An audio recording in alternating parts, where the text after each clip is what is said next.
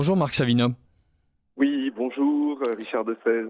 Alors Marc Savina, vous êtes historien, vous êtes enseignant, et pourquoi est-ce que nous vous interrogeons? C'est parce que vous connaissez bien la France des provinces, la France des petites patries, et au fur et à mesure que le pouvoir central déçoit, au fur et à mesure que le jacobinisme républicain répand non pas ses bienfaits mais ses méfaits sur l'ensemble du territoire, les Français de plus en plus se disent que finalement, une France fédérale, une France réellement décentralisée, une France où les régions auraient un véritable pouvoir, et d'ailleurs pas les énormes régions PACA et autres acronymes atroces qui ont été inventés récemment au fur et à mesure que le millefeuille territorial s'empilait, devenait compliqué. Non, vraiment des petites régions, voilà, l'Anjou, le Comtat venessin, le Bourbonnais, serait en fait un système plus efficace. Il demande en fait que le pouvoir revienne aux habitants, à ceux qui sont vraiment dans un territoire et qui, pensent-ils, savent mieux que Paris et les ministères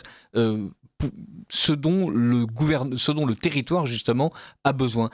Qu'est-ce que vous pensez de cette volonté fédérale qui est exprimée? Voilà, plus de 70% des Français considèrent que ce serait une bonne idée. Bah écoutez, moi je trouve que c'est une erreur, évidemment, une erreur de vue, que un piège. C'est un piège qui se referme petit à petit sur nous. Je crois qu'en fait, les pays ont un beau naturel.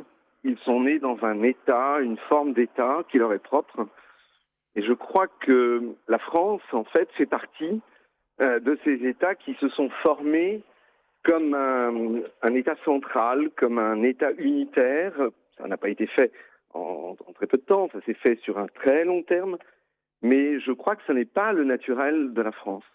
Et je crois que ce système politique qu'on veut nous faire croire comme maintenant répandu dans les esprits, ne correspond pas en fait à notre ADN.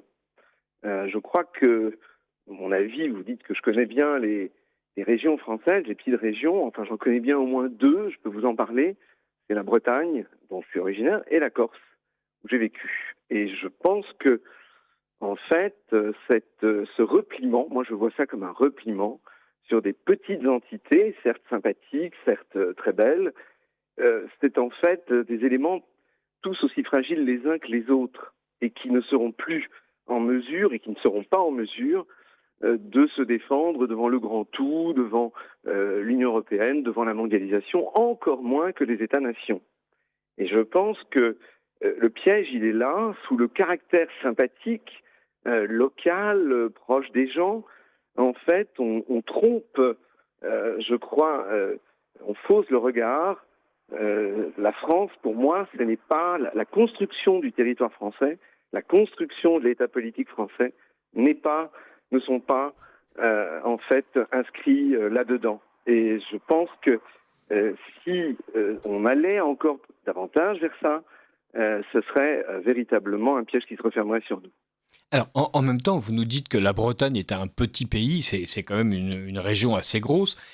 En vous entendant, on a envie d'avoir deux sortes de réactions. La première, de se dire effectivement, mieux vaut être un État puissant par rapport aux Je grandes crois. menaces, mais en même temps, voilà, l'Italie a des régions qui sont très marquées, avec des pouvoirs locaux qui sont marqués, et pour autant, voilà, l'Italie est une nation, l'Espagne aussi a des provinces avec des droits précis et marqués, et pour autant, l'Espagne est une nation, et il y a plusieurs nations fédérales dans le monde où le fait d'être d'avoir quelque chose qui est une pure fédération, euh, ou un État central et unique, permet en fait de jouer sur plusieurs degrés d'autonomie.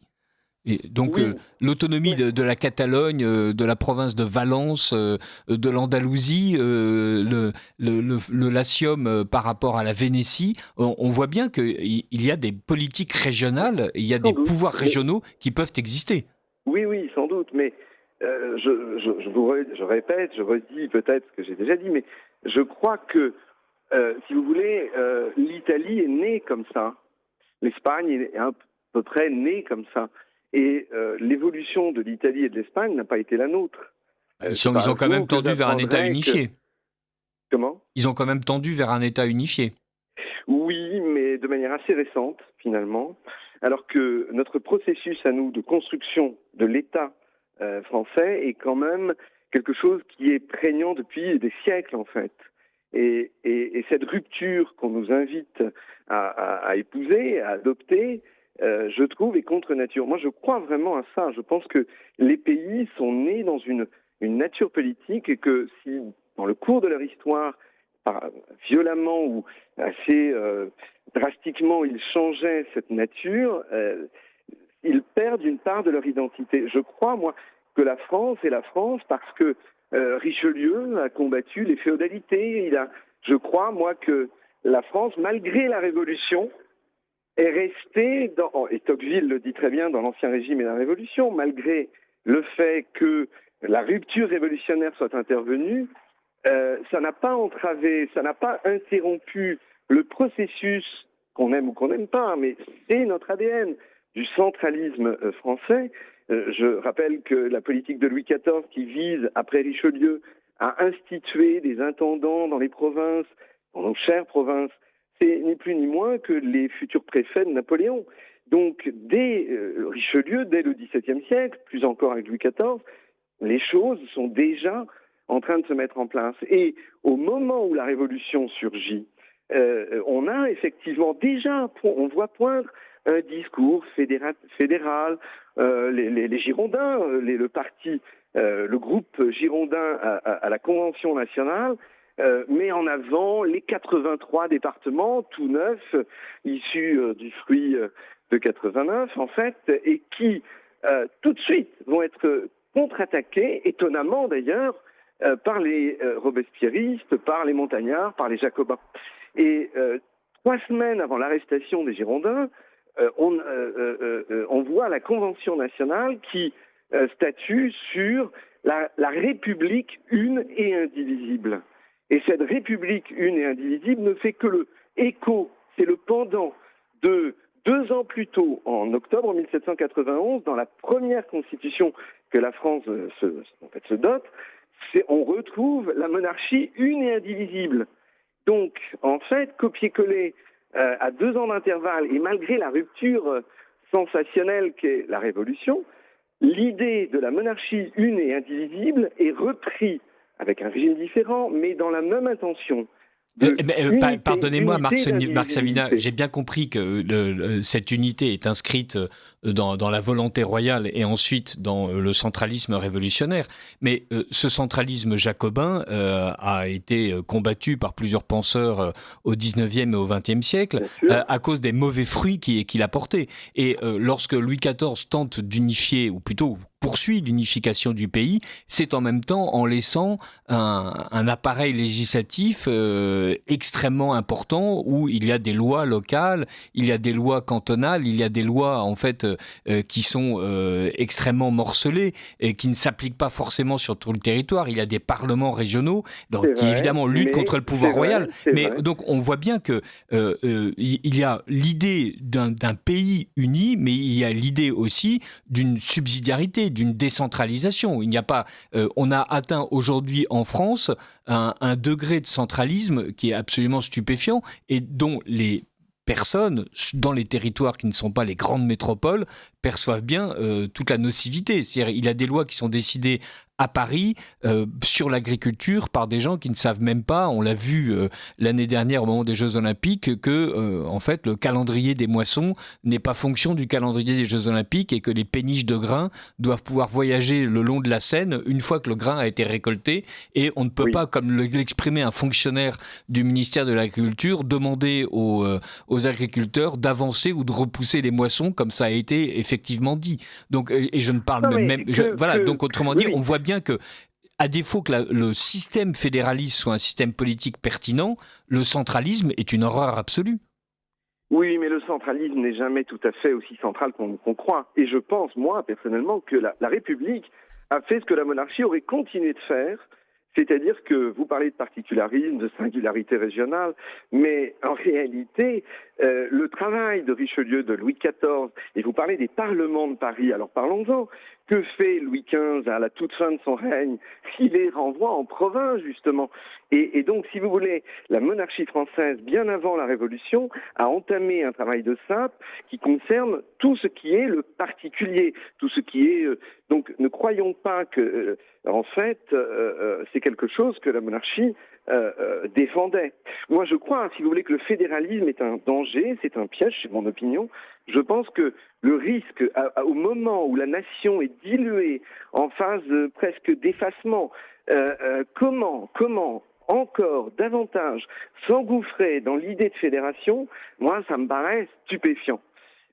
J'entends bien ce que vous me dites, mais je crois que au moment, si vous voulez, où l'Europe nous accable de directives, d'obligations, de contraintes, je crois, moi, que le seul rempart qui reste, et même si vous prenez le centralisme avec ou une forme de centralisme, c'est quand même l'État-nation.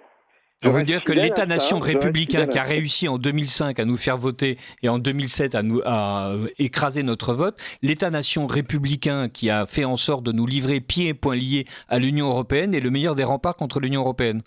Oui, mais vous savez bien que l'État-nation que vous évoquez est un État-nation malade par toute une classe d'âge et une catégorie de soi-disant dirigeants qui, en fait, ne travaillent plus pour l'intérêt, justement, français, l'intérêt national. Et ça, vous le savez très bien. Donc, j'entends bien qu'ils sont hors sol, qu'ils sont totalement déconnectés du réel.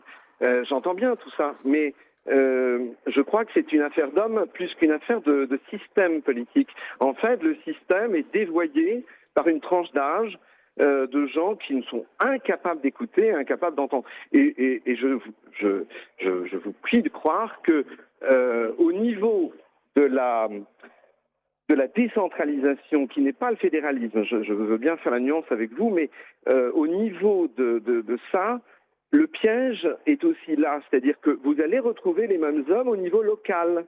Vous allez retrouver les mêmes peut-être en pire. Je suis suffisamment breton et je connais suffisamment la Corse. Je peux dire des bêtises, mais j'ai quand même pratiqué ces régions. Et à l'exemple de ces deux régions, moi je pense que votre souhait de fédéralisme, de décentralisation... c'est pas mon souhait de fédéralisme, c'est les Français qui l'expriment. Voilà, et donc oui, c'est pour ça qu'on en parle. Un sondage du Figaro, c'est à prendre pour ce que c'est. Mais je pense que on pourrait en trouver d'autres qui seraient quand même plus réticents à l'idée d'émiettement, à l'idée de cette fracturation de petits États, de toutes petites régions, encore moins capables de se défendre, et où, parce que vous venez de la province, vous devez le savoir, quand on est en province, en terrain de connaissance où tous les gens se connaissent, bonjour les compromissions, bonjour les rapports faussés en politique, au niveau local. Je suis très inquiet par cette espèce de séduction du régionalisme. Voilà, je crois que le pouvoir central a bien des défauts, je vous l'accorde, il n'est pas parfait, loin de là.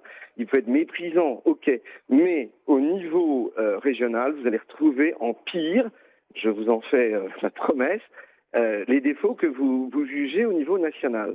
En gros, ce que vous êtes en train de m'expliquer, c'est étant donné qu'il y a des partis nationaux qui délèguent leurs barons locaux, évidemment, les barons locaux ont tous les travers des partis nationaux. Si un État central dirigé par une caste nauséabonde nomme des préfets, évidemment, les préfets ne vont pas être géniaux. Mais on accuse, enfin, vous accusez l'intégralité de l'appareil et de ceux qui l'occupent, alors qu'on se dit, très bien, créons de nouvelles institutions. Et ce sera peut-être nécessaire. Moi, surtout, le vrai sujet, à mon sens, contre le fédéralisme, c'est le fait que l'Union européenne, par exemple, adore les mouvements régionalistes. Et c'est ça qui est intéressant. C'est que, d'un côté, les Français n'en peuvent plus parce que l'État central est abominable et ils ont le sentiment que toutes les lois qu'on leur applique, en fait, ne sont absolument pas adaptées au territoire qu'ils habitent. Et de l'autre côté, évidemment, l'Union européenne ne rêve que de la disparition complète des nations pour avoir, elle, une poussière de province où la Bretagne, la Corse, la Limagne, la Catalogne et la Bavière sont des entités politiques de même rang. Et donc, évidemment, on se retrouve avec une organisation comme était le Saint-Empire romain germanique avec une poussière de choses. Et donc là, l'Empire européen s'établirait. Mais on peut bien craindre la manière dont l'Union européenne pousse à un véritable fédéralisme, mais en même temps se dire qu'il y a un contrepoids nécessaire qui n'existe pas et contre lequel l'État français actuel lutte de toutes ses forces pour justement faire en sorte de ne pas supporter le poids de Paris. De toutes ses forces. Enfin, il lutte de toutes ses forces pour empêcher les pouvoirs locaux, alors que ces pouvoirs locaux ont toutes les chances d'être plus efficaces que le pouvoir central. On n'a peut-être pas le temps, mais je pense que le pouvoir local n'est pas... Vous avez raison, on n'a pas le temps, il faut absolument que je fasse un rappel. Donc je suis en train de recevoir avec bonheur Marc Savina, avec lequel je ne suis pas du tout d'accord, pour parler de la tentation fédéraliste des Français. Alexis Poulain, à 7h50, nous rejoindra pour sa propre chronique, et ensuite continuera à discuter avec nous. Allez, pardonnez-moi, je vous rends la parole, Marc. Je vous en prie. Je pense que les régions, c'est une très bonne chose. Je suis le premier à vouloir défendre l'identité bretonne, l'identité corse. Ça me plaît beaucoup. Mais en plus de ça, qu'est-ce qui reste des identités régionales ? Si être breton, c'est manger du beurre salé, je suis le premier à en manger. Mais qu'est-ce qui reste de nos identités ? Nous allons mettre en place des pouvoirs régionaux au moment où les régions, du fait de la mondialisation bien plus que du centralisme parisien, vont être totalement sans saveur. Alors vous allez me dire, mais Monsieur Savina, comment vous faites pour dire des choses pareilles ? L'école d'Iwan en Bretagne a sauvé le breton. Non, je ne pense pas. C'est d'abord, si on parle de la langue comme élément identitaire régional, en Corse comme en Bretagne, on a inventé un breton générique et un corse générique. Et si on ne regarde pas de près, on se dit, ça y est, ils ont sauvé leur langue régionale. Je n'en suis pas si sûr, vous voyez. Je pense que on se leurre en croyant que c'est le bon moment pour redonner aux régions leur autonomie ou une forme d'autonomie. Je pense qu'elles sont de moins en moins marquées par un caractère qui leur est propre.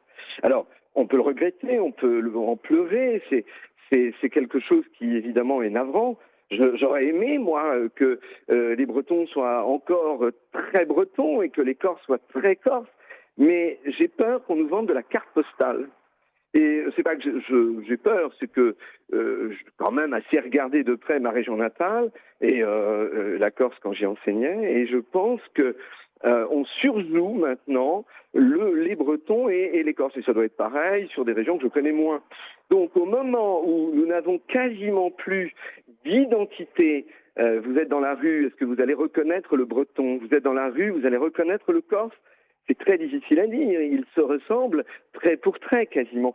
Donc je vous prie de croire que c'est une illusion de penser que maintenant on va pouvoir, au moment où l'Europe justement nous écrase, au moment où les régions à l'échelle locale sont de plus en plus effacées, croire qu'on va réveiller la flamme du régionalisme du pays réel, alors que le pays réel ne va pas bien du tout. Moi, je pense que le dernier rempart, il faut revenir aux fondamentaux. Et les fondamentaux, le berceau de l'histoire de France, c'est pas cette nature décentralisée ou fédérative. C'est pour moi, je vous l'ai dit tout à l'heure, je crois que le dernier rempart qui nous reste, malgré tous ses défauts et malgré son état de santé pas bon non plus, et malgré également son effacement culturel, qu'est-ce qu'un Français ? Comment le reconnaît-on dans la rue ? Il reste pas grand-chose de tout ça. Mais quand même, je crois que la bonne mesure, la bonne échelle, voilà, la bonne échelle de défense de nos intérêts, appelons ça le bien commun si vous voulez, ce n'est pas l'échelle locale, c'est pour moi, ce n'est pas l'échelle européenne, c'est dans l'entre-deux, c'est la nation.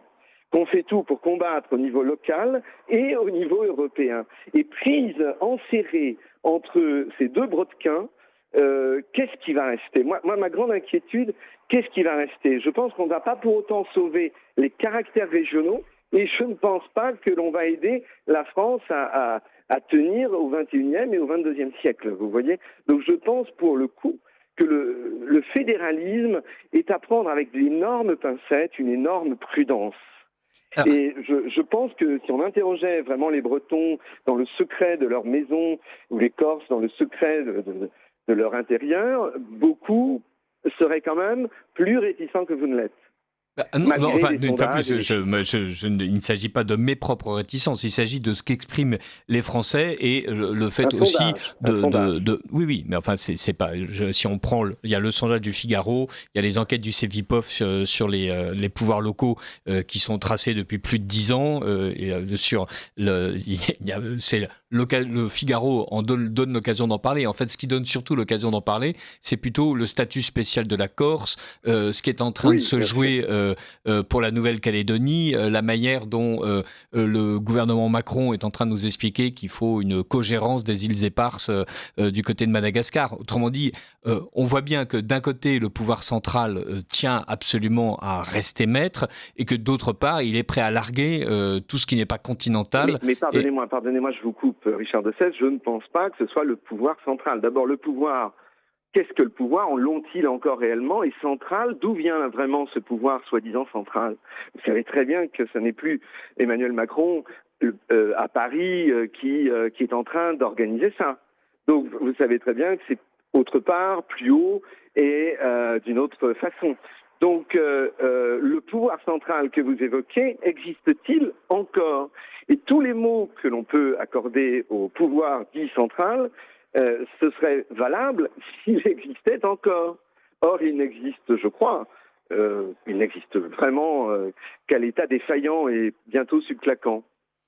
Donc, accuser un malade, qui est l'État central, de gros péchés sur nos régions préférées, la Corse, la Bretagne, le Pays-Bas, etc., je crois que c'est une erreur de vue. Mais vraiment. Et Je crois que la véritable erreur, c'est de dire que le Pays Basque est notre région préférée, voilà. Mais sinon, ce que je voulais souligner, c'était qu'on pouvait aussi peut-être interpréter ce sondage du Figaro qui vous énerve un peu comme étant une tentative de manipulation où on met en avant la volonté fédérative des Français au moment où Paris, peut-être gouverné par Bruxelles et peut-être gouverné par Washington et peut-être gouverné par la finance internationale, est en train d'essayer de vouloir nous faire abandonner la Corse, nous faire abandonner la Nouvelle-Calédonie, etc. Absolument. À la grande inquiétude de certains Corses qui, plus lucides que l'enthousiasme apparent, se disent « Mon Dieu, mais où on va? Mais où on va ?» Et je crois qu'il faut se garder, il faut être très prudent à la lecture des soi-disant sondages et des enquêtes d'opinion. Donc, je reste très réticent et je pense que voilà, ce qui me plaît dans ce long cordon qui défile de la monarchie en passant par l'Empire et la République, c'est qu'il y a quand même une structure qui est à peu près la même. C'est-à-dire que, étonnamment, on retrouve... moi, je pense, si vous voulez, on dit toujours que c'est Jules Ferry. Maintenant, on commence à le savoir, mais on dit toujours que c'est Jules Ferry qui a créé l'école gratuite, obligatoire et laïque. Mais en réalité, vous le savez, c'est Guizot, c'est Louis-Philippe. Et ce qui est assez drôle, assez amusant, c'est de voir que, au-delà des régimes, par-delà les successions de régimes, on retrouve en fait, les mêmes projets. Alors pas pour forcément les mêmes intentions, mais regardez le résultat. La nation française est née de tout ça. Elle est née, je suis d'accord, je suis désolé de ne pas bien parler breton. C'est mon grand regret, j'aurais aimé parler breton. 4 grands-parents bretons auraient dû me donner cette connaissance de la langue de mes ancêtres, si vous voulez. J'en suis orphelin, j'en suis veuf. Mais je crois que c'était quand même une occasion fabuleuse pour moi, pour nous, d'avoir, il y a 2, 3 générations, appris le français. Voilà, ce qui n'était pas le cas de mes arrière-grands-parents, et nous n'aurions pas pu échanger si les choses étaient restées comme ça. Il se trouve qu'un pouvoir central, de manière autoritaire, arbitraire, c'est vrai, et méprisante, a interdit à mes arrière-grands-parents et à mes grands-parents de parler breton. comme en Corse, comme dans d'autres régions. Et je crois que malgré tout, il y a des pertes, mais il y a aussi des gains. Et tant qu'il y avait un pouvoir central, il y avait certes des sacrifices qui étaient parfois difficiles, odieux même, mais il y avait également des problèmes avec... Marc Savina, on va rester sur cette conclusion, mais restez avec nous puisque Alexis Poulain va commencer sa chronique et on reprend le débat juste après son intervention. Ligne droite. Nous avons de la visite. Le face-à-face. Alors, Marc Savina, vous nous avez vigoureusement défendu l'État centralisateur, avec ce bémol que cet État est évidemment occupé à sa tête par une casque de gens hors sol et complètement pourris, mais vous dites qu'on a absolument besoin d'un État centralisateur. Est-ce que, Alexis Poulain, vous pensez aussi que toute tentative de décentralisation, toute tentative de fédéralisme, sans aller jusqu'à une nation comme les États-Unis, mais plutôt sur un modèle italien ou espagnol, est une erreur? Je ne dirais pas que c'est une erreur. Le problème de la France, encore une fois, c'est de tout vouloir faire passer par Paris et de ne pas faire confiance finalement au territoire. On voit bien qu'il y a un... Alors ça a fonctionné pendant des années, hein. On peut dire qu'on a eu de grands projets, mais aujourd'hui, avec effectivement, comme vous l'avez dit, cette caste hors sol, parfois peu attachée au pays, ça ne peut pas fonctionner, puisque finalement, tout va se centraliser à Paris et les élites, entre guillemets, hein, autoproclamées, mais le petit Saint-Germain, va regarder davantage du côté de Washington ou de Bruxelles pour savoir quoi faire, plutôt que d'aller chercher ce qu'il faudrait faire pour bien multiplier la croissance et le bonheur brut des habitants de ce pays, avec un mépris des habitants de ce pays. Tout le monde se rappelle avec effroi la citation de Raphaël Glucksmann, hein, qui se sent plus chez lui à New York qu'à Clermont-Ferrand. Ça dit tout, en fait, de ces gens-là. Et deux choses ont précipité la rupture entre la France de la périphérie, comme on l'appelle, ou des territoires, et Paris. C'est à la fois le fait qu'il n'y ait plus de cumul des mandats et qu'on n'ait plus ce principe du député-maire, c'est-à-dire quelqu'un d'ancré dans le territoire et qui allait ensuite à Paris pour défendre son territoire. Aujourd'hui, on a des partis qui ont des députés, mais qui n'ont pas d'ancrage territorial, hein, et des gros partis d'opposition comme le Rassemblement national ou LFI. Et donc, il y a une rupture et une méconnaissance des territoires, ou une connaissance approximative. Et alors, En Marche, c'est au-delà, bien sûr, de tout ça, puisqu'on a des députés qui ne sont ni en circonscription, ni à l'Assemblée nationale. Donc là, on a vraiment des gens qui sont nulle part et qui servent, comme le disait Philippe Tanguy, à appuyer sur un bouton, quoi. Donc, c'est vraiment ridicule. Et puis, l'autre chose, c'est la volonté de charger la barque, en fait, des collectivités, en disant maintenant c'est vous qui allez lever l'impôt, débrouillez-vous, on vous oblige finalement à mettre la pression sur vos administrés, et comme ça toute la faillite de l'État sera remise sur vos épaules, un peu ou prou, plutôt que de faire à l'inverse. Et là évidemment on va droit à la catastrophe, avec des régions pauvres qui vont se paupériser davantage, et des régions riches qui vont essayer de faire quelque chose. Donc il faut tout revoir, mais pour ça il faut des hommes et des femmes d'État qui ont l'intérêt public au cœur, avec une certaine idée de la planification, avec aussi une idée de la défense du pays. Or, aujourd'hui, le casting politique est totalement à l'inverse de ça. Marc Savina. Oui. Bien écoutez, je vous écoute. Pouvoir donc central, je ne vois plus de pouvoir et je ne vois plus de centralité. Je vous parlais de territoire. Alors pardon de reprendre vos mots mot à mot, c'est un peu taquin, mais territoire. Qu'est-ce que vous entendez par ce mot à la mode qui est repris partout, territoire? Alors il y avait autant parler d'espace, aussi anonyme que territoire, et je pense que nous sommes en fait un peu honteux de ne pas savoir nommer les choses parce que nous sommes un peu perdus. Et je crois que vous parliez de la Limagne tout à l'heure, moi je vous parlais de Pays Basque, de la Corse, de la Bretagne. Bon, voilà au moins des identités qui semblent encore exister. Et je suis absolument pas méprisant, je ne pense pas être comme Raphaël Glucksmann. Je suis bien mieux à Clermont-Ferrand qu'à New York, je me sens chez moi. Mais je suis quand même honnêtement obligé de reconnaître que cette identité que j'aime tant, je la vois se diluer. Et je vous parlais de ma crainte, j'ai vraiment une grande crainte que vous vous engagiez que vous espérez quelque chose qui aboutira au contraire de votre espérance. C'est-à-dire que donner à la Bretagne, à la Corse, à la Limagne des pouvoirs quand on connaît la gestion locale, alors elle est diverse et variée suivant les régions, quand on connaît les capacités financières de ces régions, justement, que vous évoquiez tout à l'heure, et leur incapacité, leur insolvabilité, vous imaginez, en fait, sous prétexte que le méchant pouvoir central, qui n'existe plus, il est bien au-dessus, donc, vous imaginez ces petites entités qu'on n'est même plus fichu de nommer, en mesure de se défendre. Mais enfin, je pense si on va vers là, et on peut aller vers ça, visiblement, on y va, effectivement, si on croit le sondage du Figaro, les enquêtes d'opinion. Je pense qu'on va tout perdre. On ne va pas sauver ce qui nous intéresse, nous plaît, qui est l'identité française, et on ne va pas non plus sauver les identités régionales.